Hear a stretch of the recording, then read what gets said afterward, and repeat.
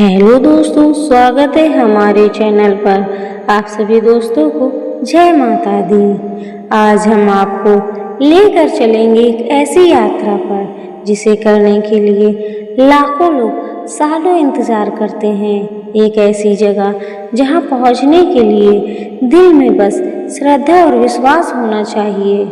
यह कोई आम स्थान नहीं बल्कि देवी माँ का वह दरबार है जहाँ केवल बुलावे से ही दर्शन होते हैं। यह यात्रा है माता वैष्णो देवी के पवित्र धाम की। माना जाता है कि जब भी कोई भक्त सच्चे मन से माँ को पुकारता है तो माँ स्वयं उसे अपने दरबार बुलाती हैं। हर साल करोड़ों लोग इस आस्था की शक्ति को महसूस करते हैं। यह मंदिर जम्मू और कश्मीर राज्य के रिहायशी जिले के कटरा नगर में स्थित है। यह मंदिर समुद्र तल से लगभग 5200 फीट की ऊंचाई पर त्रिकुटा पर्वत पर स्थित है। माँ वैष्णो देवी को भक्ति की अधिष्ठात्री देवी कहा जाता है। उन्हें माँ काली, माँ लक्ष्मी और माँ सरस्वती के सम्मिलित रूप में माना जाता है। यह तीनों शक्तियाँ माँ की पिंडी रूप में भवन गुफा के भीतर विराजमान हैं। भक्त इन्हीं 3 पिंडियों के दर्शन करते हैं। माता की यह पवित्र गुफा लगभग 98 फीट लंबी है और इसमें प्राकृतिक रूप से 3 पिंडियां विराजमान हैं। अब सवाल ये आता है कि माँ के दरबार तक कैसे पहुँचा जाए। सबसे पहले आपको पहुँचना होता है कटरा, जो जम्मू से लगभग 50 किलोमीटर दूर है। जम्मू तक आप ट्रेन, बस या फ्लाइट से आ सकते हैं। जम्मू के कटरा के लिए दिन भर टैक्सी और बसें उपलब्ध रहती हैं। कटरा रेलवे स्टेशन भी अब सक्रिय है, जहां देश के कई बड़े शहरों से सीधी ट्रेन आती है। कटरा पहुंचने के बाद आपको सबसे पहले यात्रा पर्ची बनवानी होती है। ये यात्रा पर्ची अनिवार्य होती है और इसे आप माँ वैष्णो देवी साइन बोर्ड की वेबसाइट से ऑनलाइन भी करा सकते हैं। वहां आपको यात्रा पर्ची, हेलीकॉप्टर बुकिंग, रूम बुकिंग, लंगर सेवा आदि की जानकारी और बुकिंग सुविधा मिलेगी। कटरा में रहने के लिए सैकड़ों होटल, धर्मशालाएं और साइन बोर्ड के गेस्ट हाउस उपलब्ध हैं। अगर आप एक दिन पहले पहुंचते हैं तो सुबह जल्दी यात्रा शुरू कर सकते हैं। यात्रा की शुरुआत बाणगंगा से होती है, जहां सुरक्षा जांच के बाद आपको अपना यात्रा पर्ची स्कैन कराना होता है।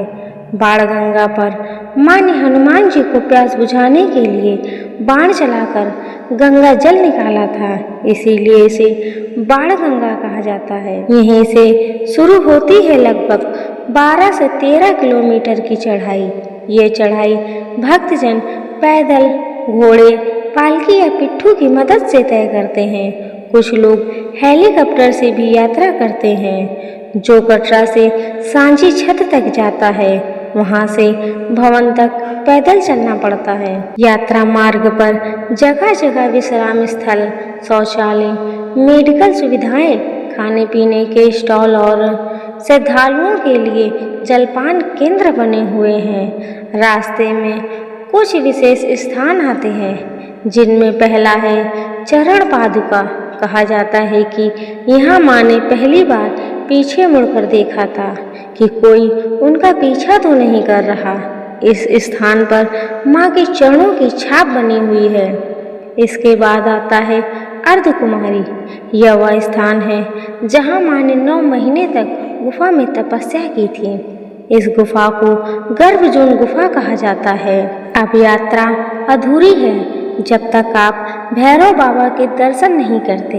भवन से लगभग 2.5 किलोमीटर ऊपर भैरवनाथ मंदिर स्थित है। मान्यता है कि जब माँ ने भैरवनाथ का वध किया था, तब उन्होंने कहा कि मेरे दर्शन तभी पूर्ण माने जाएंगे जब मेरे भक्त भैरव मंदिर के भी दर्शन करेंगे।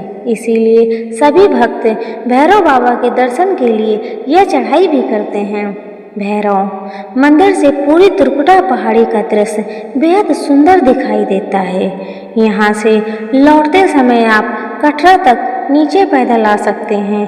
यदि आपने हेलीकॉप्टर सेवा ली है तो सांझी छत से वापसी कर सकते हैं। कुछ लोग रात को चढ़ाई करते हैं ताकि सुबह माता के दर्शन कर सके, क्योंकि रात में भी मार्ग रोशनी और सुरक्षा से युक्त होता है।